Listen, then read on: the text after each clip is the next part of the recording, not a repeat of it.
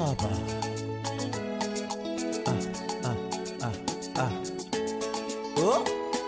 Welcome once again to Invisible M Podcast.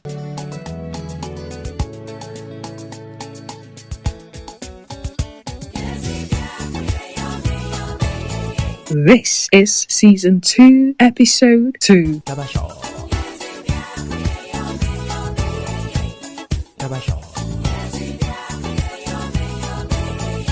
A podcast about unforeseen forces shaping life, midlife partners, relationships, real stories, raw truth, plus sports and entertainment insights. Now, before we move into today's main conversation,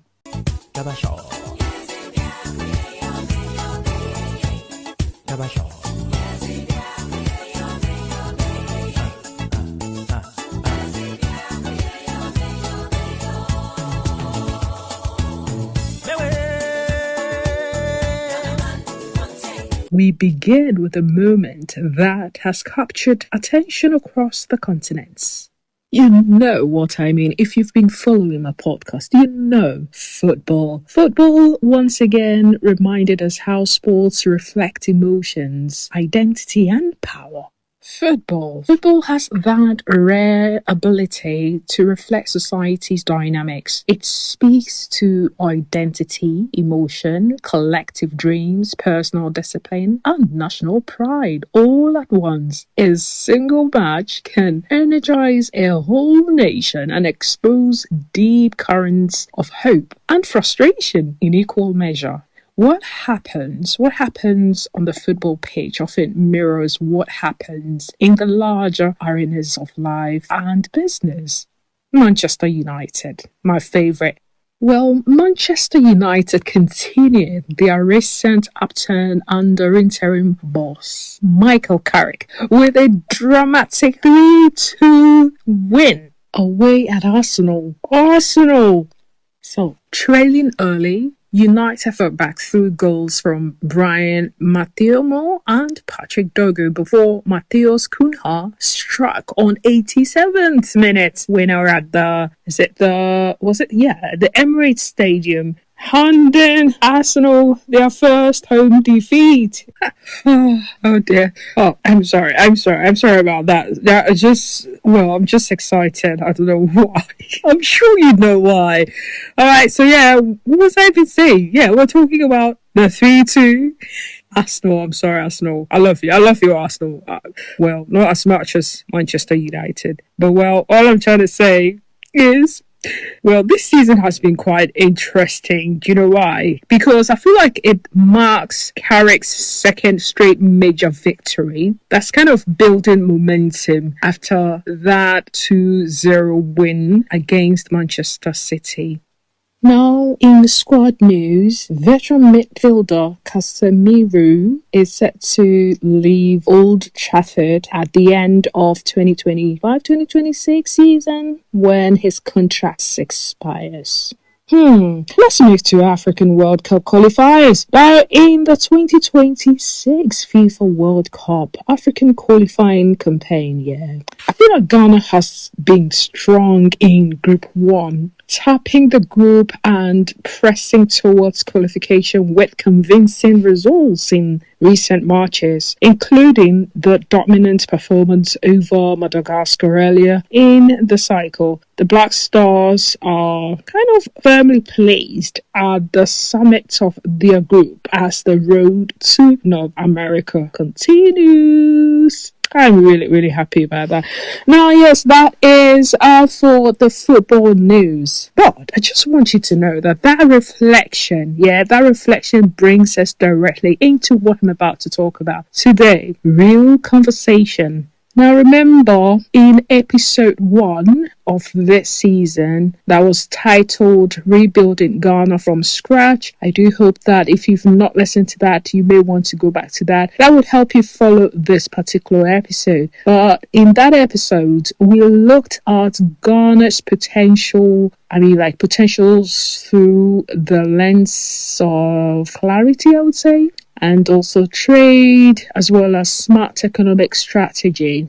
Now, in that episode, we analyzed how Ghana's strengths and its place in global trade could be harnessed without pressure or limitation, focusing on absolute cost advantage as a practical way forward, if you ask me. Now, we ended that by promising you that in the next episode, which is this episode, we're going to move from theory to real practice. Are you ready? Sit tight, it's about to get more interesting. We said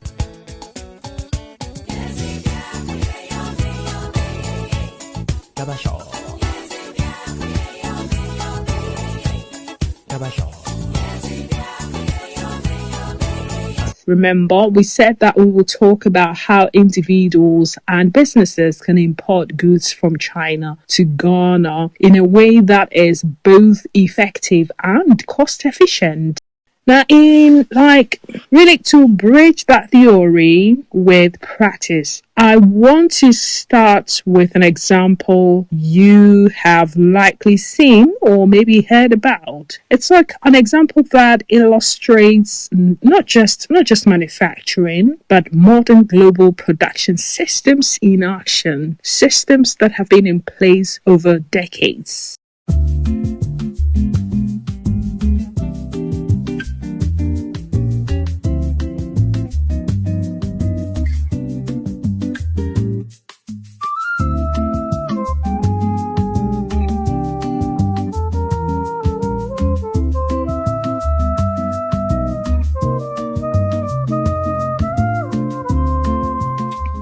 Now, let's talk about how China produces yarn. I'm sure a lot of you know what is the use of yarn. It's used for a lot of things. It's like one of these B2B. It could be a B2C, which means like business to customer, or B2B product here. But yarns are used to make lots of things like designs, to weave clothing and anything woven.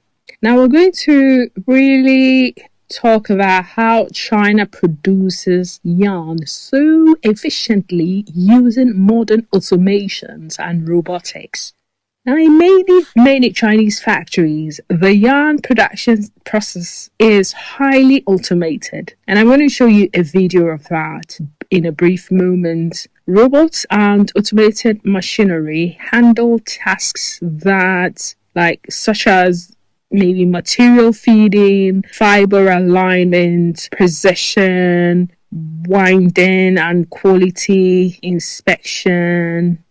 These machines are kind of programmed to perform repetitive work with a level of consistency that would be difficult to achieve with manual labor alone. The widespread adoption of production robots is part of China's strategy to increase productivity and global competitiveness.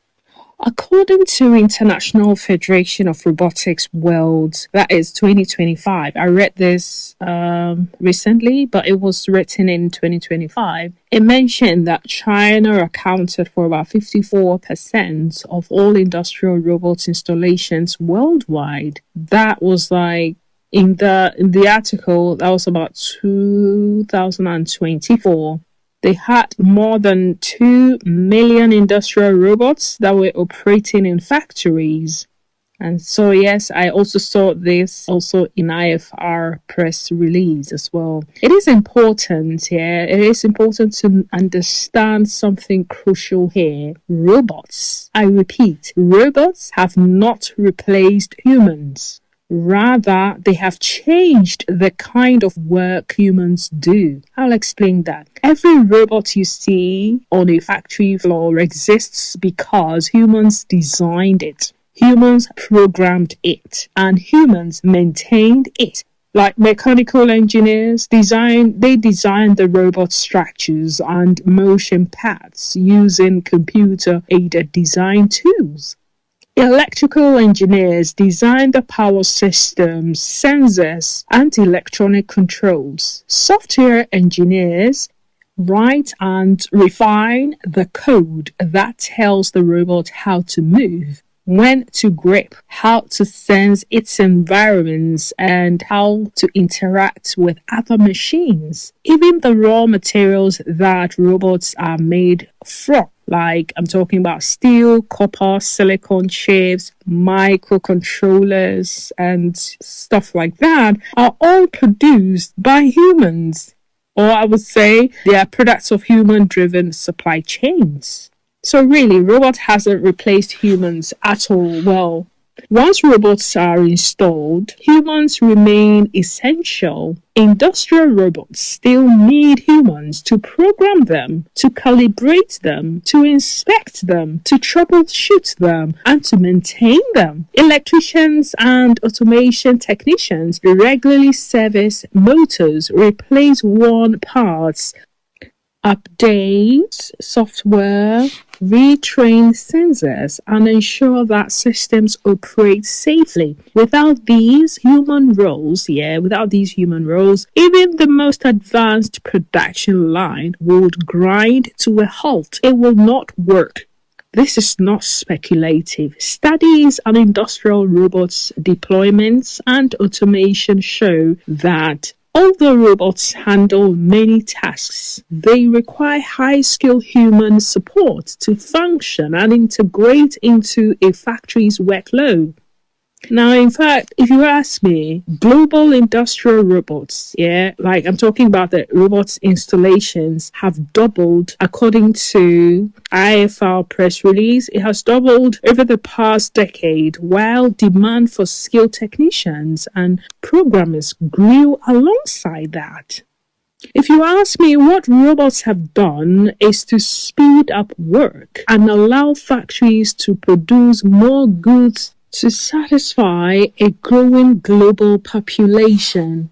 They kind of operate tirelessly. They reduce errors. They minimize waste and ensure consistent quality across millions of units. This explains why China manufacturing exports footprint has expanded dramatically. Like, you name it, from textiles to electronics, from toys to appliances, you name them. But this success is not simply about workers being replaced by machines. It is rather about humans and machines working together in new roles. That's what it is. Yes, like many other technology, robots, or I would say robotics, they have an advantage and disadvantage. There are concerns about workforce displacements in some sectors, about training gaps, and about the high initial investment cost. These topics indeed deserve their own deep conversation, and I do hope I return to them later on or at a point in the podcast series. But for now, it is sufficient to recognize that robotics, when implemented as part of an integrated production system, it can be a powerful catalyst for productivity growth, if you ask me, and for expanding manufacturing capacity. Let's go back to this yarn production. I'm really excited to show you. Now, the yarn production video that you are seeing now is a typical example of how automation and robotics come together in a real industrial setting to produce a widely used product. It is an illustration of the broader theme of how China has mastered modern manufacturing by combining scale, technology, and human skill. Now, I will introduce the detailed explanation of this production processing tool. So here we go with this. I'm really excited to share this with you.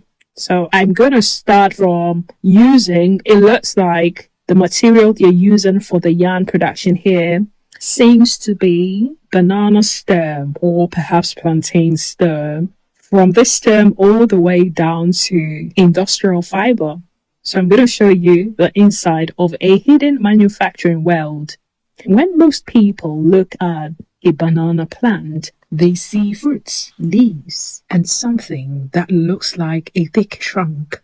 What they do not see is an entire industrial value chain that is hiding inside what farmers usually throw away. What you're seeing in the video is not cotton, not wood, and not waste. It is the pseudostem or the banana plant, and it is the starting point of a growing global fiber industry. This episode takes you step by step through what that material is, how it is grown, how it is processed, and how it's become industrial fiber and yarn. I'll take you through every stage of the production from the farm. Well, not entirely from the farm, but literally, no, it's actually from the farm, yeah. So yeah, from the farm to the factory floor, from machine design to laboratory testing. I'm not sure if this video talks about the laboratory, but I'll just take you through the laboratory testing as well. And from employee logistics to equipment maintenance, nothing is going to be skipped. I may not show some in the video, but at least the main production of yarn in the video is what I'm about to show you. I'm just saying that nothing is going to be simplified beyond the fact. Let's begin at the source.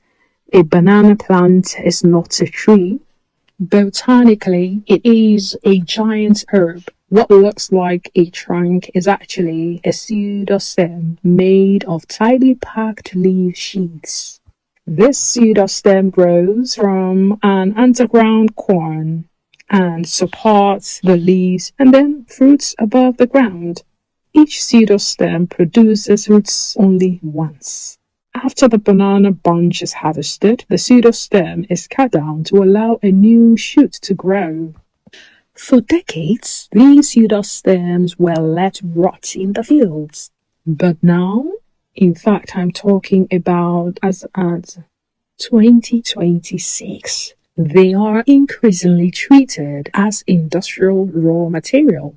The pseudostem contains long cellulose fibers running vertically through its structure. These fibers are strong, flexible, biodegradable, and suitable for industrial use. Chemically, banana fiber is composed mainly of cellulose and with smaller amounts of hemicellulose and lignin. This composition gives it tensile strength and makes it compatible with textile processing after treatment. Banana plants grow in tropical and subtropical climates. Well, at least they grow better. They require warm temperatures, regular rainfall, and fertile soil. Major producing countries include India, Brazil, China, Ecuador, Ghana, and the Philippines. In these regions, banana farming is continuous throughout the year, although individual pseudostems kind of follow a growth cycle of about 9 to 12 months. Each pseudostem can only be harvested once, but the plant itself is perennial. After harvest, new pseudostems emerge from the same root stem. This makes banana farming a continuous source of fiber raw material without additional planting. Once the bananas are harvested, like when I'm talking about once they're harvested for food, the pseudostems are cut down manually or mechanically. Timing is critical here. The stems contain a high percentage of moisture and begin to decompose quickly. So to preserve the fiber quality, they must be processed within days, sometimes within hours. The cut stems are transported from one plantation to processing centers. This requires tractors, trucks, loading crews, and scheduling coordination with farmers. In regions where banana fiber is industrialized, contracts are signed between processors and farming cooperatives to ensure predictable supply volumes. Now, we are entering into the factory now. This is where it gets even more exciting. The first thing that happens inside the processing facility is preparation. The pseudostems are trimmed and split lengthwise. Each stem contains multiple layers. The outer layers are tougher and contain more non-fibrous material. These are separated from the inner layers, which contain higher quality fibers. This separation can be done manually in small facilities or mechanically in large plants. This video that you're watching now is the industrial processing, which means mechanized handling, conveyors, and continuous flow of the systems are all in place. Now the next comes decortication. This is the core fiber extraction stage. The split pseudostem layers are fed into a decortificator machine. Inside the machine are these rotating drums, or I'll call it blades. They sweep away the soft plant tissue while leaving the long fibers intact. Water is often used during this stage to enhance or probably to reduce the friction. It also washes away the residue and also prevents fiber damage. What comes out of the decortificator is not yet clean fiber. It is a bundle of long fibers mixed with sap, pith, and plant residue. This material leaves immediately into washing systems. In washing systems, fibers are sprayed or immersed in clean water to remove remaining organic matter. Industrial systems use controlled water flow and filtration so that the waste material is separated and then the water can be recycled. This step is very important for hygiene, fiber quality, and downstream processing. After washing, the fibers are dewatered. This can be done using rollers, presses, or centrifugal systems. Removing excess moisture prevents microbial growth and also prepares fibers for chemical or biological treatment. At this point, the fibers are strong but stiff. Natural plant gums, lignin, and pectin still bind the fibers bundles together to make the fibers soft or flexible and also suitable for spinning. Degumming is required. Degumming can be done chemically or enzymatically. Chemical degumming typically uses controlled alkaline solutions. Enzymatic degumming uses specialized enzymes that break down non-cellulosic materials without damaging the cellulose fibers. In 2026, many facilities prefer enzymatic methods because they are more environmentally friendly and produce high quality fiber. Now, after degumming, fibers are thoroughly rinsed and neutralized. They are then dried in controlled conditions. Now, drying, they use drying tunnels to regulate temperature and airflow to prevent brittleness and uneven moisture content. Once they are dried, the fibers are conditioned. Conditioning means adjusting moisture levels up to the industry standards. Fiber that is too dry becomes brittle. Fiber that is too moist risks mold and inconsistent processing. Okay, so now the fiber is ready for conversion into yarn. Banana fibers are naturally long, or depending on the intended use, they may be cut into staple lengths. Staple fibers can be spun using conventional textile machinery, often blended with other fibers such as cotton or recycled polyester to improve softness and uniformity. The fiber then enters the opening stage. Opening machines separate fiber bundles, remove tangles, and prepare materials for alignment. From here, the fiber goes through carding. Carding machines align fibers parallel to each other and remove remaining impurities. This produces a loose rape-like structure known as a silver. Multiple silvers are combined and drawn.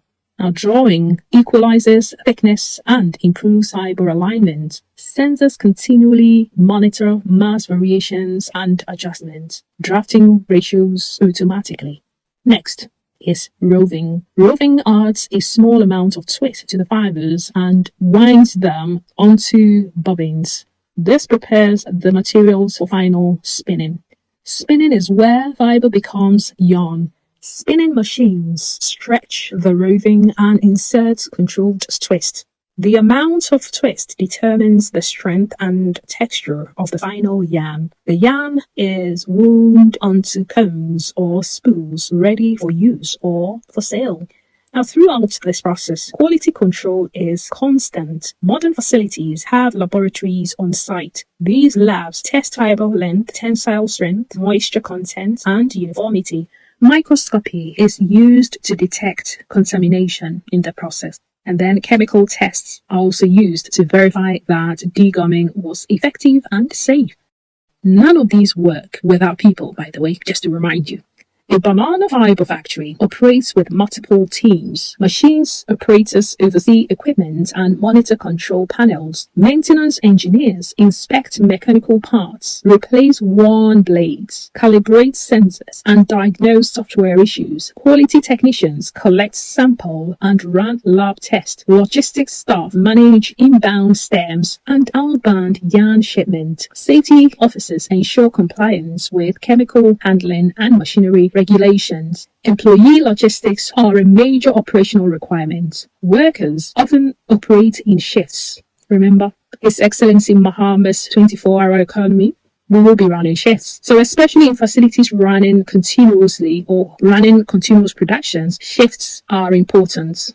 Transport is provided in many regions to move employees to and from rural processing sites. Facilities must provide protective clothing, clean water, sanitation, medical support, and training. Behind every machine is an engineering story. The equipment used in banana fiber processing does not appear by accident. Mechanical engineers designed the decorticators, conveyors, presses, and dryers using computer-aided design software. Now, who designs the software? People.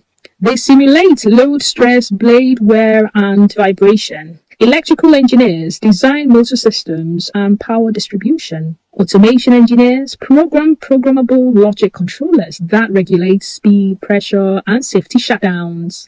Robotic engineers design automated feeding systems. Software engineers create interfaces that allow operators to monitor performance in real time. Sensors track temperatures, humidity, fiber flow, and machine health. Manufacturing the equipment also involves precision machining, casting, assembling, and testing. Each machine is tested before installation. By who? By people. Calibration ensures consistency across production lines. Now, maintenance does not stop after installation. Machines are cleaned daily. And who needs to clean it? People, most of the time. Components are inspected weekly. Sensors are recalibrated monthly. Full overhauls are scheduled manually and also every year. Preventive maintenance reduces downtime and protects fiber quality in all of these processes. The supply chain extends beyond the factory. Water treatment systems are required to recycle or process water. Waste fiber and plant residue are collected and often converted into compost or bioenergy. Electricity supply must be stable, often supported by backup generators or solar installations. Spare parts inventories must be maintained to avoid production stoppages. Finished yarn is packaged now, labeled, and shipped to customers. These customers include textile mills, packaging manufacturers, and composite material producers. Traceability is essential. Buyers increasingly demand proof for sustainable sourcing and processing, right? So, yeah, in 2026, banana fibers is gaining attention because it solves multiple problems at once. It reduces agricultural waste. It provides farmers with additional income. It creates biodegradable alternatives to synthetic materials, and it supports rural industrialization without expanding farmland. Similar processes goes for all the other production videos you have seen in this podcast today. So yeah, what you have seen in the videos today are not just machines pulling fibers from plant to stem. It is a whole system. It is agriculture meeting engineering. It is waste becoming value. It is an invisible supply chain turning something ordinary into something industrial. And once you understand it, you never look at a banana plant the same way again. Now, with that overview in place, let's talk about the implications for Ghana. Imagine how transformative it would be if Ghana could also manufacture products like this, not just import them. but truly produce them at scale. This might seem ambitious, but it is feasible given the right investment and strategy. But the question is, should we do it at all? Should we go through this to produce yarn? We all know how much yarn costs, right? It is affordable. But if there is a country that has specialized in all of this and still can produce the final product quite cheaper, why don't we source that and then use the funds we have to invest in Ghana's youth population?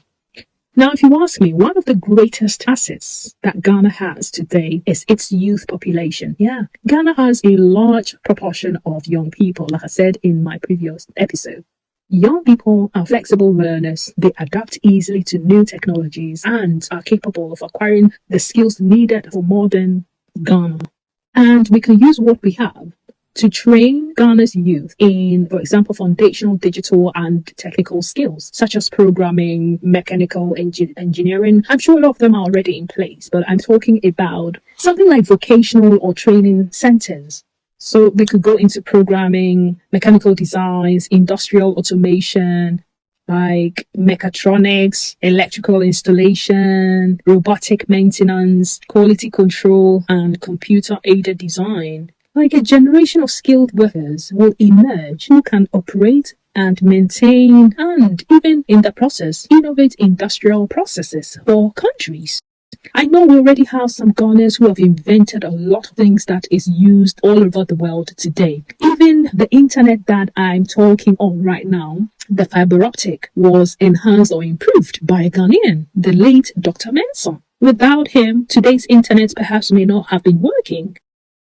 So, if you ask me, these skills do not all need to be taught exclusively at universities. In fact, many countries successfully prepare advanced factory workers through technical and vocational schools, and including apprenticeships. These programs focus on hands-on skills that are directly applicable on factory floors. In parts of Europe, East Asia, and North America, many factory operators enter the workforce with secondary education supplemented by vocational certificates and specialized trade training. University degrees, are often reserved for, roles in engineering, research, process development, and advanced learning. I'm talking about the scientific aspect of the production systems. Operators, technicians, and machine programmers commonly possess industry-specific certificates or diplomas or vocational credentials that demonstrate competence in their trade. Now, this means every person is valuable regardless of their formal educational level. In many modern factories around the world, even after obtaining university degrees, individuals will have to complete a professional certification or a vocational training to qualify for a job. Degrees alone does not always qualify for a job, but having a professional certificate gives an advantage. In a well-structured system, a high school graduate might become a machine operator, a mid-level technician, or a CNC specialist, while someone with further training might become an automation engineer, a system designer, or a quality engineer. This creates layers of opportunity for people at all skill levels. For Ghana, this conversation must be really practical. It should be normal for senior high school students to specialize in at least one high demand skill. What I'm trying to say is perhaps it should be mandatory for every senior high school student to have a physical hands-on demand skill before they graduate. Or after graduation, while they wait for their results or WAEC results, they could engage in physical hands-on skill training before they go to the university. Now, I know that job demand shifts over time, yes, and training programs also do shift, but just know that the world itself keeps evolving, and so programs must also adjust accordingly.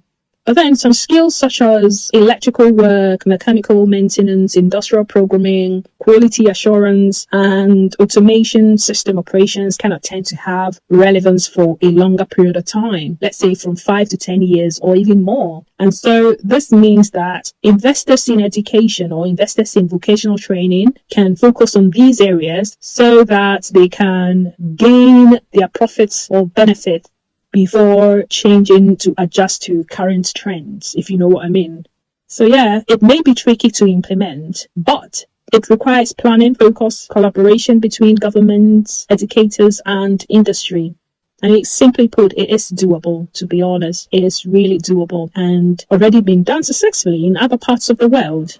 Now, in the last episode, we also said we will talk about how to ship goods from China and how to ensure quality before shipments reach customers. This remains core to this series. To support individual businesses on this path, there is a Julaf Academy. Now, in the last episode, we also said we will talk about how to ship goods from China and how to ensure quality before shipments reach customers. This remains core to this series. To support individual businesses on this path, there is a Julaf Academy. Julaf Academy has created a practical short course that is going to teach anyone who wants to import quality products from China. Anyone, any business person at all, even those who already import from China could also benefit from this short course. Taking them from zero knowledge, you don't need to have even business knowledge. You can enroll. If you're already confident in ordering from China, negotiating, and you know the quality control of whatever product that you want to import, well, it's still beneficial for you, even including delivery. Now, this course is designed to be accessible even to beginners, like I said earlier on, and it covers the entire process from start to finish. You don't have to worry at all. After completing the course, participants can place orders via designated links that connect them directly to qualified manufacturers in China. They can also have access to OEMs and ODM factories directly, reducing reliance on intermediaries and often lowering costs. If language is a barrier or it presents a challenge, don't worry. We do have representatives at Julaf Academy who are available to assist you with communication, whether in Twi, in Ga, in Hausa, in the major languages, and Chinese, especially when it comes to negotiations and logistics. These representatives are there for you. Now, for those who prefer to source products directly without going through the courses, Julaf Enterprise e-commerce platform offers another route. This platform connects buyers in Ghana and across Africa with Chinese suppliers in a streamlined, supported environment. For larger companies and institutions requiring professional guidance, Invisible M has identified and researched trusted experts who provide industry-level solutions. Their consultants who will help businesses solve complex sourcing, supply chain, and supplier selection challenges. For example, a company in Ghana, Cote d'Ivoire, or Nigeria that assembles fans or refrigerators or, let's say, appliances, and perhaps needs a stable motor supplier, can be connected with verified specialists who will help select trusted suppliers from Europe, America, or Asia. These expert consultations are designed to be professional, strategic, and outcome-focused, helping companies to identify the right partners, negotiate terms, and ensure consistent supply for long-term operations. Looking ahead, in the next episode, we'll move beyond importing. We will also explore how Ghana can export to China. We will discuss specific products that Ghana can export. And most importantly, we will look at what Ghana can export that China genuinely needs. Real items with real demand on the other side of the trade relationship. As we wrap up this episode, remember this: the future is not predetermined. It is shaped by skills, preparation, training, and strategic choices. Ghana has people, energy, and potential. With smart investments in vocational training, practical education, and global trade integration, Ghana's workforce can participate in modern manufacturing and global opportunity in ways that once seemed unreachable. Thank you so much for listening to Invisible M. Stay tuned as we continue to explore the unseen forces shaping opportunity, progress, and real economic power. Adios. Bye-bye for now.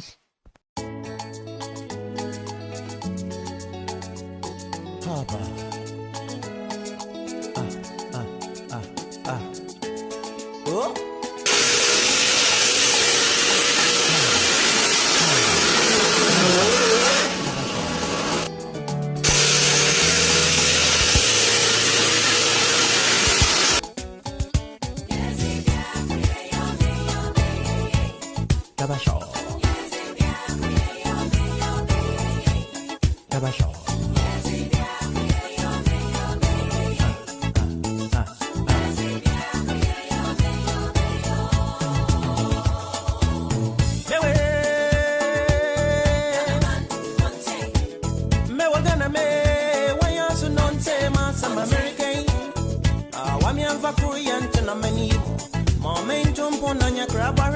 No me yesi machara